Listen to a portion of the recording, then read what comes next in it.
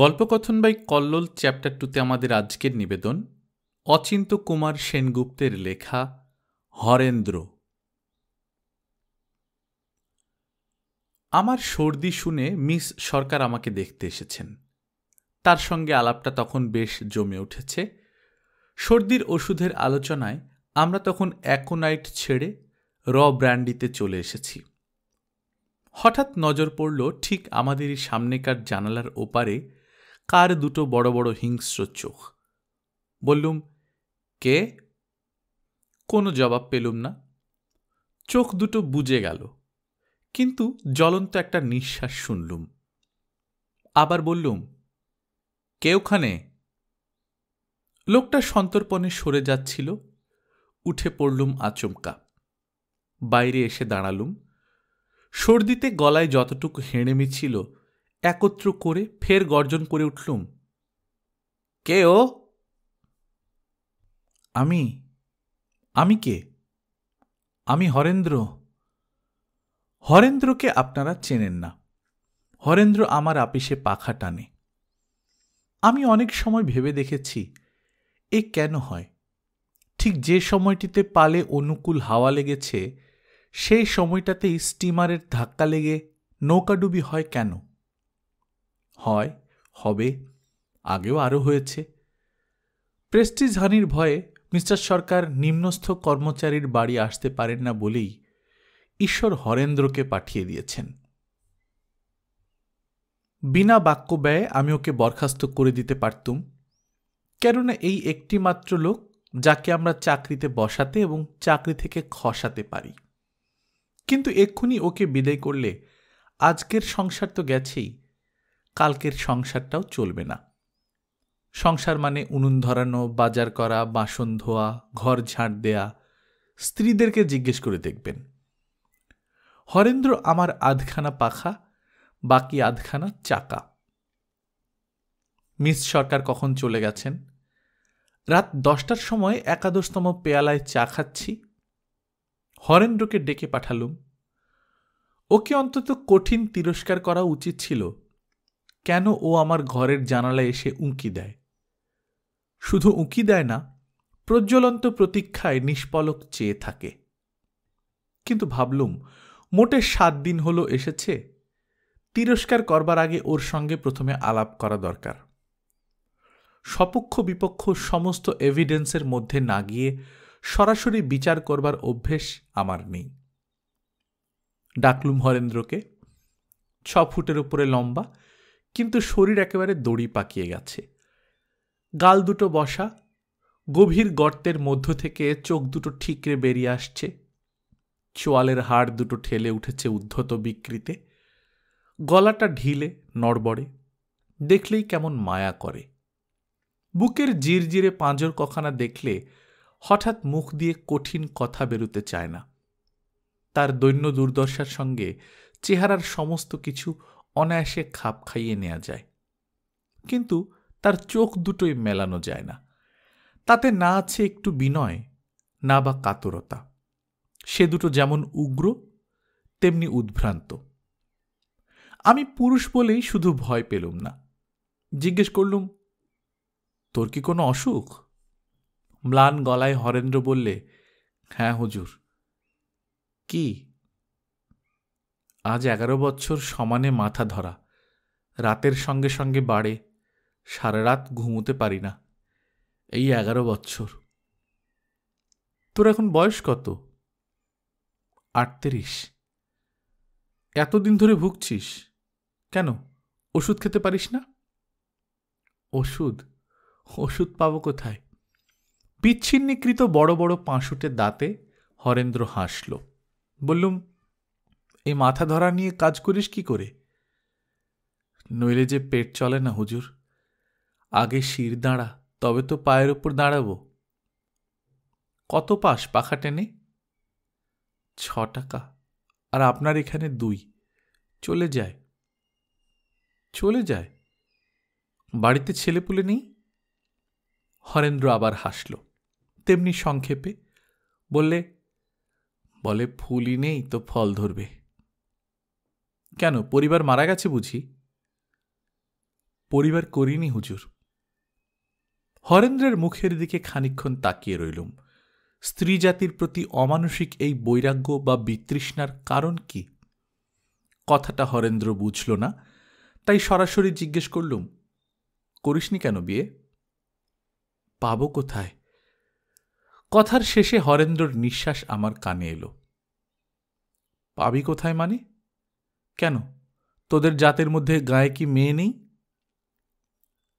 আছে বই কি, কম আছে। তবে একটা কাউকে জুটিয়ে নে না, মাথা ধরাটা ছাড়ুক। হরেন্দ্র হাসল, যে হাসি প্রায় হতাশার কাছাকাছি। বললে, বুড়ো হয়ে যাচ্ছি যে। যে কখনো বিয়ে করেনি সে কখনো বুড়ো হয়? কেন, তোদের গায়ে বড় মেয়ে নেই? সব সর্দা আইনে পার হয়ে গেছে? আছে বই কি, এই তো সন্ন্যাসী বাওয়ালির মেয়ে বেগুনি আছে। হরেন্দ্রের চোখ দুটো হঠাৎ জ্বলে উঠল। বয়স কত? 22-এর কম হবে না। তবে তো দিব্যি মানিয়ে যাবে, ওকেই বিয়ে কর না। ওর বাপ 6-20 টাকা চায়। টাকা? টাকা কিসের? পণ হুজুর। তোদের দেশে মেয়েরা বুঝি পণ নেয়? উল্টো দেখছি। আসলে খতিয়ে দেখলুম সেইটাই ন্যায্য নিয়ম। বললুম, পণ জুটছে না বলে আমার বাপ মেয়েটাকে বিয়ে দিচ্ছে না? মেয়েটাকে শুকিয়ে মারছে? ব্যাটাকে তো পুলিশে চালান দেওয়া উচিত।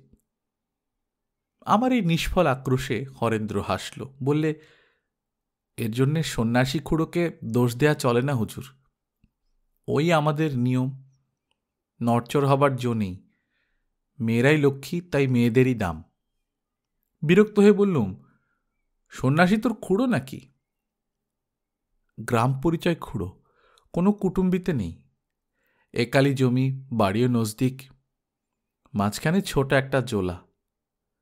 আমার বয়স যখন 22 আর বেগুনির বয়স যখন 6, তখনই বাবা কথা পারেন। সন্ন্যাসী খুড়ো এক ডাকে 35 টাকায় উঠে বসল। মহাজনের দেনা, মালিকের খাজনা, 2 বছর অজন্মা, জমিতে বাঁধবন্দি নেই, অত টাকা বাবা পাবে কোথায়? এই বছর যায়, ও বছরে জমি লাঠে উঠে। রেহেন্দার এসে ডিক্রির টাকা আমানত করে দিয়ে দখল নেয়। অভাবের পর অভাবের তাড়না, টাকা কোথায়? হালের একটা গরু কিনতে পারি না, তাই বিয়ে। এদিকে দিন যত গড়িয়ে যায়, সন্ন্যাসী খুড়োর ডাকও তত এক পর্দা করে উঁচু হতে থাকে। উঠতে উঠতে এখন তা 6-20 এসে ঠেকেছে। আমাদের দেশে মেয়ের যত বয়স তত দাম। ভূতের দেশ নাকি রে? তো বুড়ি মেয়েকে টাকা দিয়ে বিয়ে করবে কে? আমার মতো বুড়োরাই। বুড়ির সঙ্গে সঙ্গে বুড়োও তো গজাচ্ছে। তবে এক কাজ কর না, 8 টাকা করে পাচ্ছিস, কিছু কিছু করে জমাতে শুরু কর। বেগুনবালার বয়স যখন 35 হবে তখন তাকে ধরে ফেলতে পারবি। 8 টাকা? সব গিয়ে জমি এখন 3 বিঘেতে এসে ঠেকেছে। ফসল যা ওঠে তাতে সংসারই কুলোনো যায় না। আগে খাবো না খাজনা দেব? বাবার বুড়ো ঘাড়ে লাঙল ফেলে দিয়ে আমি এখানে পাখা টানছি। যদি খাজনাটা, শেষটা, গোমস্তার তহুরিটার কিছু অংশ মেটাতে পারি। আমার আবার বিয়ে, আমার আবার ঘর। সেদিন সোজাসুজি বলেছিলাম না বেগুনিকে? হরেন্দ্র ঢোক গিলে কথাটা গিলে ফেললে। কি বলেছিলি? কথাটা ধরিয়ে দিলুম। বিয়ে করতে বলেছিলি? ঘেমে দম নিয়ে হরেন্দ্র বললে, বলেছিলুম কি হবে এমনি বসে থেকে, দিনে দিনে দুজনেই বুড়িয়ে গিয়ে। টাকা তো আর তুই পাবি না, পাবেই সন্ন্যাসী খুড়ো। মিছিমিছি স্বামীর টাকা অপব্যয় করিয়ে লাভ কি? আমরা দুজনে চলে যাই। মুহূর্তে অনেকটা ফাঁকা আকাশ ও অনেকটা ঢালু মাঠ যেন চোখের সামনে দেখতে পেলুম। বেগুনি কি বললে? ও ঠাট্টা করে উঠল, চোখ টেরিয়ে মাজা বেঁকিয়ে হাত ঘুরিয়ে ছড়া কাটল, কত স্বাদ যায় রে চিতে মলের আগায় চুটকি দিতে। আমি হেসে উঠলুম, সঙ্গে সঙ্গে হরেন্দ্রও হাসল। কিন্তু মানুষে এমনভাবে কেঁদে উঠতে পারে এ কখনো শুনিনি। যা যা ঢের হয়েছে, বিয়ে করিসনি, বেঁচে গেছিস। বিয়ে করলেই 500 ঝঞ্ঝাট, ছেলেরে পুলেরে আজ এটা কাল সেটা একেবারে নাজেহাল করে ছাড়ত। দিব্যি আছিস বিয়ে না করে, ভারও বস না, ধারও ধারিস না। এই যে আমি এখনো বিয়ে করিনি, কি হয়েছে? তাতে আমার মাথা ধরে না চোরের মতো পরের জানলা দিয়ে উঁকি মারি? সেদিন রাত ভোরে বারবার আমারই কথাটা কানের কাছে ঘুরে বেড়াতে লাগলো। এই তো আমি এখনো বিয়ে করিনি, কি হয়েছে তাতে? সে কি কোনো অভাব, না শূন্যতা, না শ্রান্তি? কি হয়েছে? দুধের স্বাদ ঘোলে মেটে না জানি, কিন্তু দুধ টকে গেলে ঘোল হতে আর কতক্ষণ? তৃষ্ণার যখন শেষ নেই তখন ডিকেন্টার সাজিয়ে কি দরকার? একদিন হরেন্দ্রকে জিজ্ঞেস করলুম, তোর বাড়ি কোথায়? কোতলগঞ্জ, হিরণপুর স্টেশনে নেমে মাইল 2। যাব তোদের গাঁ দেখতে। হরেন্দ্র বিশ্বাস করতে চায় না। সামনে এই রথের ছুটি আছে, সেই ছুটিতেই যাব, তুই আমাকে নিয়ে যাবি পথ দেখিয়ে। রথের ছুটির দিন সত্যি তাকে স্টেশনে যাওয়ার জন্যে গাড়ি আনতে বললুম দেখে হরেন্দ্র ভ্যাবাচ্যাকা খেয়ে গেল। বললে, সত্যি যাচ্ছেন নাকি হুজুর? হ্যাঁ, দেখছিস না, সকাল সকাল খেয়ে নিলুম। হরেন্দ্র আমতা আমতা করে বললে, আমাদের ওখানে দেখবার কি আছে? তোর বেগুনি আছে, দেখি সন্ন্যাসীকে বলে কয়ে তোর সম্বন্ধটা ঠিক করতে পারি কিনা। লজ্জায় ও আনন্দে হরেন্দ্রের সমস্ত মুখ ভরে গেল। বললুম, কি মাথা ধরাটা একটু কম বোধ হচ্ছে? হরেন্দ্র সস্নেহ চোখে বললে, আপনার ভারী কষ্ট হবে হুজুর। কিন্তু তোর কষ্ট যে দেখতে পারি না। কষ্ট কেন? বেগুনিকে বিয়ে করতে পাবো না বলে? হরেন্দ্রের অভিমানে ঘা পড়ল। না, একদম বিয়ে করতে পাচ্ছিস না বলে। নে, গাড়ি ডেকে নিয়ে আয়, বিকেলের ট্রেনেই ফিরে আসতে পারব। দুপুর প্রায় 2। কোতলগঞ্জে সন্ন্যাসী বাওয়ালির বাড়ি এসে পৌঁছলুম। সন্ন্যাসী মাঠে ছিল, হরেন্দ্র ডেকে নিয়ে এলো। আমি যে কে সবিস্তারে হরেন্দ্র তার বিজ্ঞাপন দিতে নিশ্চয়ই কোনো ত্রুটি করেনি। কিন্তু মনে হল সন্ন্যাসী বিশেষ অভিভূত হল না। মনে হল প্যান্ট কোট পরে না আসাটা মস্ত ভুল হয়ে গেছে। তবু আমি যে জমিদারের নায়েব গোমস্তার ওপরে এইটুকু সে অবিসম্বাদে বুঝতে পেরেছে। দাওয়াই উইয়ে খাওয়া একটা চৌকি ছিল, তাতে তেল চিটচিটে ছেঁড়া একটা পাটি পেতে আমাকে সে বসতে দিল। বললুম, তোমার একটি মেয়ে আছে? সন্ন্যাসী ঘাড় নাড়ল, ব্যাপারটা বুঝতে পারল না। বিয়ের যোগ্যী? বউ ছেড়ে শাশুড়ি হবার যোগ্যী। সন্ন্যাসী নিঃশ্বাস ছাড়ল। আমাকে একবারটি দেখাতে পারো? এই প্রশ্ন আরো দুরূহ। সন্ন্যাসী হরেন্দ্রের মুখের দিকে অবোধের মতো তাকিয়ে রইল। নতুন কিছু নয়, হরেন্দ্রের সঙ্গে তোমার মেয়ের সম্বন্ধ করতে চাই। কি আপত্তি আছে? একটুও না। সন্ন্যাসী উৎফুল্ল হয়ে বললে, টাকা পেলেই আমি ছেড়ে দিতে পারি। হরেন্দ্র ছাড়া ও মেয়ের যোগ্যী পাত্রও সমাজে আর দেখতে পাচ্ছি না। খুব ভালো কথা। তা আমি যখন হরেন্দ্রের মুনিব, তখন আমি ওর বরকর্তা। কি বলো, ঠিক কি না? ঠিক।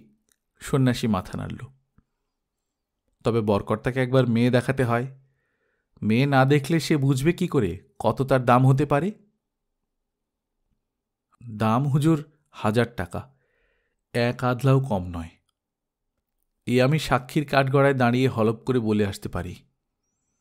তবে হরেন্দর গরিব গুরব লোক, রয়েস হয়ে মোটে 6 টাকায় রফা করেছি। সে কথা পরে দেখব। বললুম, মেয়ে তোমার বাড়ির ভেতরে গিয়ে দেখতে হবে নাকি? কেন, ডাকলেই চলে আসবে এখানে। বলেই সন্ন্যাসী ডাকল, বেগনি। তারপরই হাসি মুখে বলল, বাজারহাট, গরু চড়ানো, মাঠে আমাকে পান্তা দিয়ে আসা, আমার তামাক খাবার ফাঁকে লাঙল ধরা, সবই তো আমার বেগুনি করে। সংসারে ওর মা নেই, ভাই বোন নেই, কেউ নেই, আমার ওই সব। বলে আবার ডাকল, বেগনি। গৌরবে তাকে দরজা বলছি। একটি 20-22 বছরের মেয়ে দরজার সামনে এসে দাঁড়াল। কি করছিলে এতক্ষণ? সন্ন্যাসী বললে। হাসতে হাসতে বেগুনি বললে, ঢেকিতে পাড় দিচ্ছিলাম। এতদিন মেয়েদেরকে শুধু পোশাকের সংজ্ঞায় দেখে এসেছি, কিন্তু আমার সেই প্রথম দেখা পোশাকের অতিরিক্ত করে দেখা। কেননা মেয়েটার গায়ে সামান্য একটা সেমিজ পর্যন্ত নেই। মোটা লাল পাড়, কোরা একটা শাড়ি। সন্দেহ হচ্ছিল ইতিমধ্যে সে বেশ পরিবর্তন করে এসেছে কিনা। শাড়ির দৈর্ঘ্যে ও প্রস্থে সমান কুণ্ঠিত। মুখের কাছে আঁচলটা রাশিভূত করে হাসি লুকোতে গিয়ে এখানে ওখানে কিছু কিছু সে বঞ্চিত করে এসেছে। কিন্তু মনে হল দুপুরের রোদে গাছের ছায়াতে এসে যেন বসলুম। ভাবলুম, রূপ কি, রূপ কোথায়? দেখতে ওর নির্মল কালো, মুখশ্রী নিখুঁত সরল, বেশভূষার ওই তো চেহারা।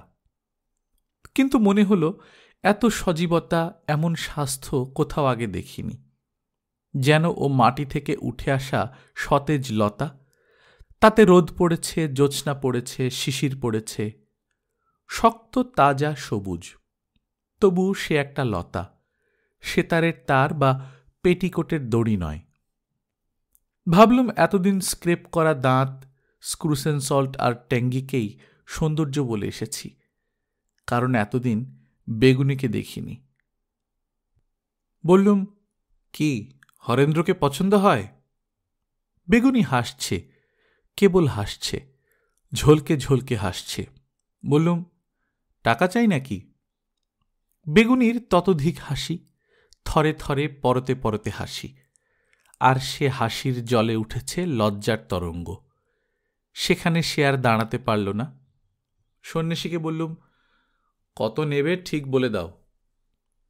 আগেই তো বলেছি, 6-20 এক আধলাও কম হবে না। কি বলো যাতা, টাকা দিয়ে তোমার কি হবে?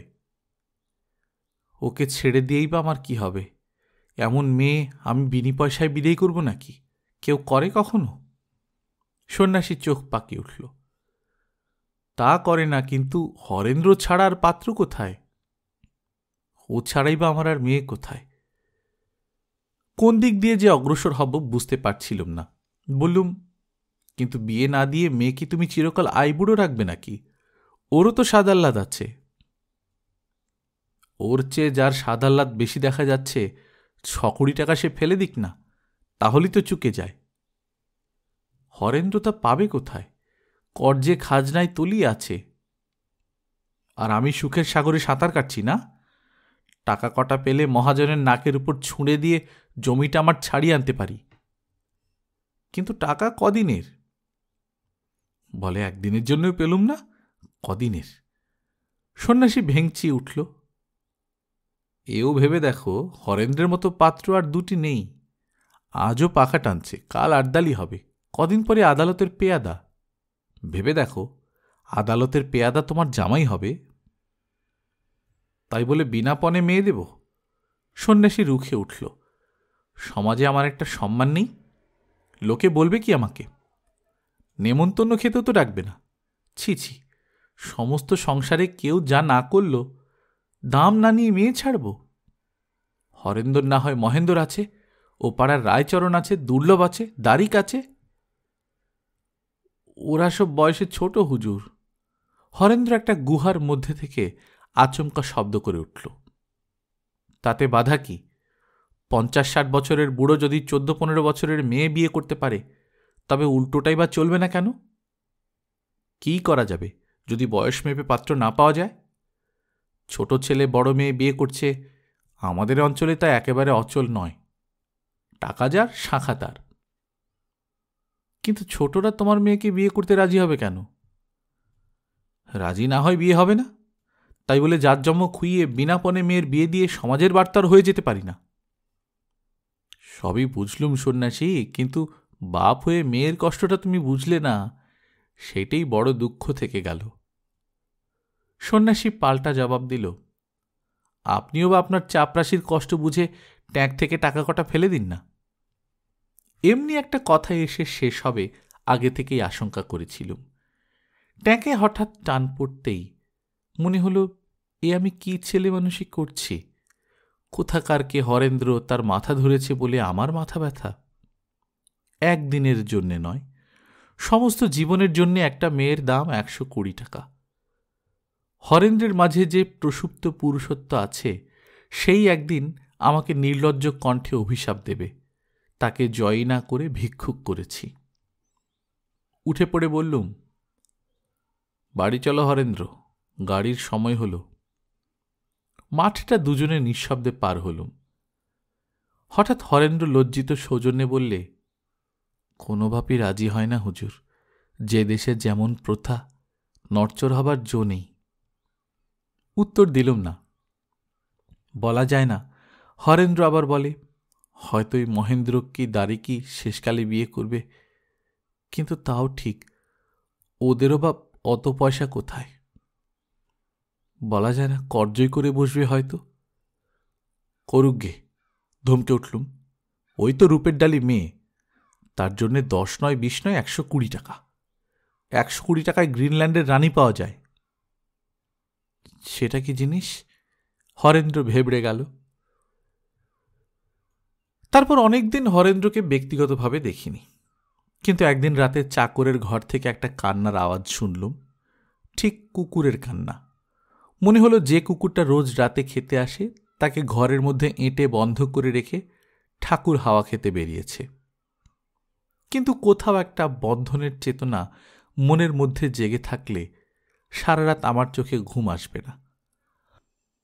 উঠোনটুকু পেরিয়ে গিয়ে দরজায় ঠেলা দিলুম। দেখি কপালের ওপর দিয়ে শক্ত করে একটা দড়ি বেঁধে হরেন্দ্র 2 হাতে দেয়াল ধরে বসে তাতে মাথা ঠুকছে আর পশুর ভাষায় নির্বোধ আর্তনাদ করছে। মুহূর্তে সমস্ত শরীর জমে পাথর হয়ে গেল। বললুম, কি হয়েছে? হরেন্দ্র মুখ তুলে তাকাল না। বলে, মাথায় ভীষণ যন্ত্রণা, ঘুমোতে পারছি না। মনে হলো ও একটা পরিপূর্ণ অবসাদ চায়, একটা অতলান্ত শান্তি, নিঃস্বপ্ন ঘুম, যে ঘুমে মৃত্যুর আস্বাদ। বললুম, আমার ঘরে আয়। হরেন্দ্র ঘরে এলো। এই 5টা টাকা দিচ্ছি, যা কোথাও একটু ঘুরে আয়। হরেন্দ্র ভাবল আমি বুঝি ওকে বিদায় করে দিলুম। বললুম, মদ খাস? খেয়েছিস কখনো? হরেন্দ্র জিভ কেটে কান মোলে মুখ চোখের একটা বিবর্ণ চেহারা করল। কি হলো, না খেয়েই ওক করছিস যে? খেলে ঠান্ডা হয়ে বিভোরে ঘুমিয়ে পড়তে পারতিস। কি সর্বনাশ! মাথা ছেড়ে হরেন্দ্র যেন একেবারে তার বুকের মধ্যে অব্যক্ত যন্ত্রণা অনুভব করলে। বললে, মরে গেলে ও জিনিস মুখে তুলতে পারব না হুজুর, নইলে তো কলেই চাকরি নিতে পারতুম, অনেক মাইনে, অনেক উপরি। কিন্তু সেখানে শুনেছি সবাই ও জিনিস খায়, সেখানে নাকি কারোরই চরিত্রের ভালো থাকে না। সাধে কি আর তোদের চাষা বলে? যা, দেয়ালে মাথা ঠকগে যা। হেসে ফেললুম, এবং সেই হাসিতে হরেন্দ্র যেন অনেকখানি অভয় পেল। বললে, আর যাই হোক হুজুর, চরিত্রের খোয়াতে পারব না। তবে এক কাজ কর, একটা চাঁদার খাতা খুলে ফেল, যেচে মেঘে 6 টাকা তুলতে চেষ্টা কর ঘুরে ঘুরে। যতদিনে পারিস নে, এই 5 টাকাই আজই তোকে দিতে যাচ্ছিলাম, আমারই প্রথম চাঁদা, তুলে রাখ। হরেন্দ্র হাত পেতে টাকা নিল, নোটটা কপালে ঠেকালো ও মুহূর্তে ঝরঝর করে কেঁদে ফেলল। তারপর দেখতে দেখতে এসে গেল পূজার ছুটি।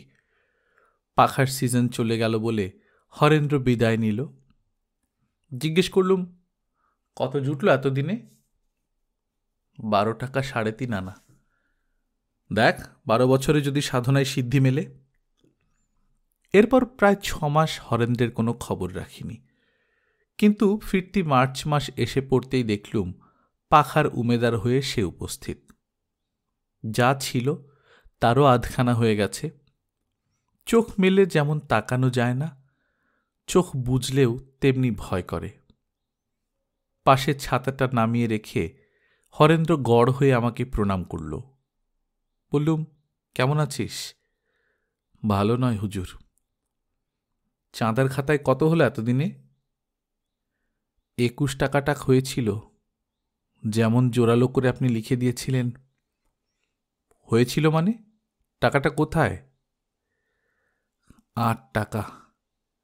মেঝের উপর 2 হাত চেপে রেখে হরেন্দ্র হাঁপ নিল। বললে, বসন্ত হয়ে গরু একটা মরে গেল, দেখলুম লাঙল চলে না, সেই টাকা দিয়ে বাবাকে গরু কিনে দিয়েছি। এক মুহূর্ত স্তব্ধ হয়ে রইলুম। বললুম, তবে আর পাখা কেন? বাপে পয়ে মিলে লাঙল ঠেলগে যাও। এবার আমি অন্য লোক নেব, তোমার এখানে পোষাবে না। কিন্তু সেই দিনই এমন একটা কাণ্ড ঘটে গেল যাতে হরেন্দ্রকে রাখতেই হল। পার্শ্ববর্তী জেলা থেকে কে একজন স্বামীজি এখানে এসেছেন চাঁদা সংগ্রহ করতে, কি একটা অবলা আশ্রম না মাতৃমন্দির জাতীয় প্রতিষ্ঠানের জন্য। স্বামীজির সঙ্গে অনেকক্ষণ ধরে অনেক রকম কথা হল। তাদের প্রধান কাজ ও সমস্যা হচ্ছে অভাগিনীদের সমাজে ফের স্থান দেয়া, গৃহ দেয়া, গৃহস্থ জীবনের নির্মল পরিবেশ তৈরি করে দেয়া। যার স্বামী ছিল তাকে ফের স্বামীর ঘরে আসন দেয়া, যার ছিল না তাকে দেশের সেবার উপযুক্ত করে তোলা, আর যে কুমারী তাকে সুরক্ষিত পত্নীত্বে নিয়ে যাওয়া। বললুম, আমাকে একটি পাত্রী দিতে পারেন? কার জন্যে? আমার এই পাংখা পোলারটার জন্যে, বলে হরেন্দ্রের অশ্রু রক্তহীন প্রস্তরীভূত জীবনের কাহিনী বললুম। শেষ পর্যন্ত তার 21 টাকার চাঁদায় হালের গরু কেনা অবধি। এই হিন্দু সমাজ। স্বামীজি বক্তৃতায় বিস্ফারিত হয়ে উঠলেন। বললুম, নিচু জাতের মেয়েটে আছে, তারাই তো বেশি। তবে দিন না একটা জোগাড় করে, আমার হরেন্দ্র খুব ভালো ছেলে, আর যাই হোক তার চরিত্র সম্বন্ধে ফার্স্ট ক্লাস সার্টিফিকেট দিতে পারি। স্বামীজি হাসলেন, বলেন, খাওয়াতে পারবে তো? সেটা আপনাদের শহরের শিক্ষিত ছেলেদের সমস্যা। হরেন্দ্রের মতো গরিব যারা, তারা স্ত্রীদের খাওয়াবার চিন্তায় ভয় পায় না। সম্পদে দারিদ্র্যে তাদের সমান সাহস। দিন না একটা জোগাড় করে, রানীর মতো সুখে থাকবে। তবে চলুন আমার সঙ্গে, পছন্দ করে আসবেন। হাসলুম, এর আবার পছন্দ? তবু চলুন, কাল রোববার, দেখে আসবেন আমাদের আশ্রম। হরেন্দ্রকে কিছু বললুম না, শুধু বললুম, পরিশ্রান্ত হয়ে এসেছিস, 2 দিন এখানে জিরিয়ে নে। পরদিন স্বামীজির সঙ্গে রওনা হলুম। আশ্রম বলতে ভাঙা একটা দোতলা বাড়ি, নিচে আপিস বলতে একটা আলমারি আর গোটা 2 টেবিল চেয়ার। প্রতিষ্ঠান সবে শুরু হয়েছে, কিন্তু এরই মধ্যে বাসিন্দা হয়েছে বিস্তর। ওপরে গোলমাল, চেঁচামেচি, খানিকটা বা ঝগড়া ঝাঁটির মতো শুনতে পেলুম। স্বামীজি ওপরে একটা ফাঁকা ঘরে আমাকে নিয়ে এলেন। পরপর 3টি মেয়ে এনে হাজির করলেন। বললেন, এরা কেউ বিবাহিতা নয়। জাত গোত্র সম্বন্ধে প্রশ্ন করবার আর দরকার ছিল না, কেননা বেগুনিকে আমি চিনতে পেরেছি। আমাকে মনে করে রাখবার ওর কথা নয়। কিন্তু দেখলুম, কোথায় তার সেই রূপালী হাসি, কোথায় বা সবুজ স্বাস্থ্য। যেন এক কটাহ কালিতে তাকে আধসেদ্ধ করে কে তুলে এনেছে। ওর ইতিহাস জানতে চাইলুম। স্বামীজি খাতাপত্র বের করে এনে ওর কাহিনী বললেন। সেই মোটা মামুলি কাহিনী, খবরের কাগজ খুললেই যা চোখে পড়ে। কনভিকশন হয়েছে কয়েকজনের, ছাড়াও পেয়েছে কয়েকজন।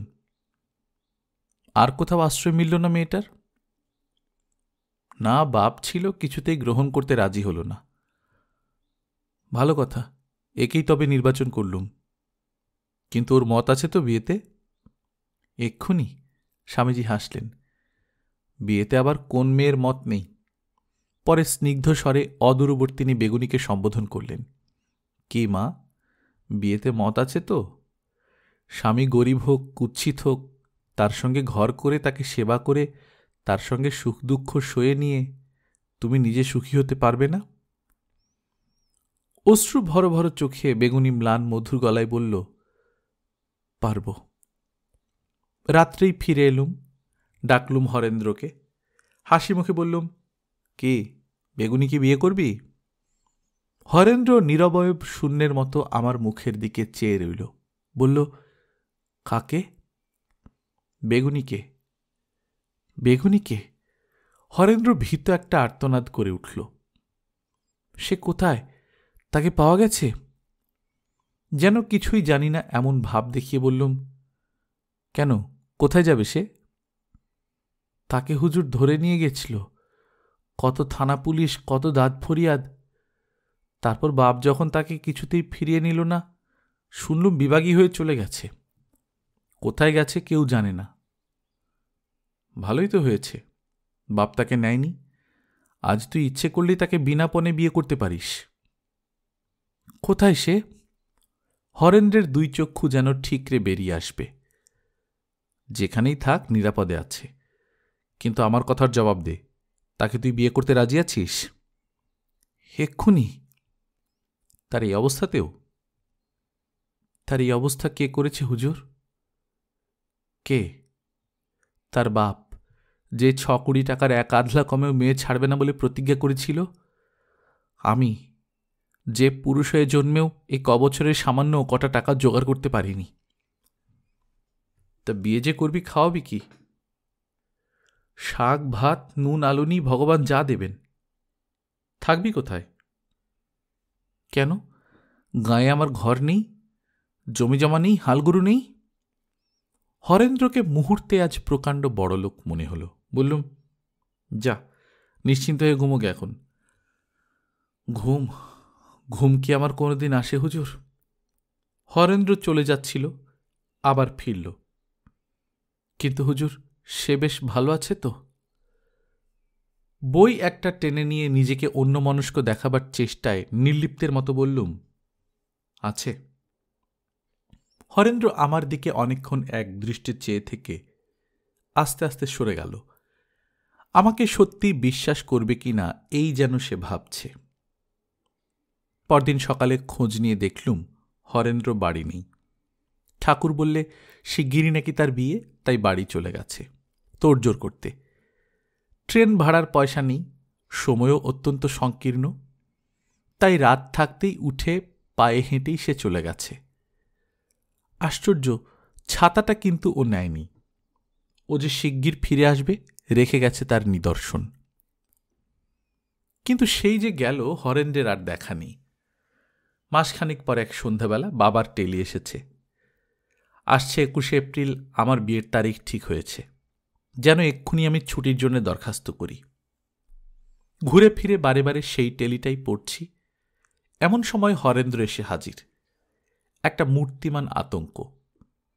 কিছু জিজ্ঞাসা করবার আগেই সে আমার পায়ের কাছে বসে পড়ে 2 হাতে মুখ ঢেকে আকুল কেঁদে উঠল। কি হলো আবার? কাউকে রাজি করাতে পারলুম না হুজুর। কিসের রাজি?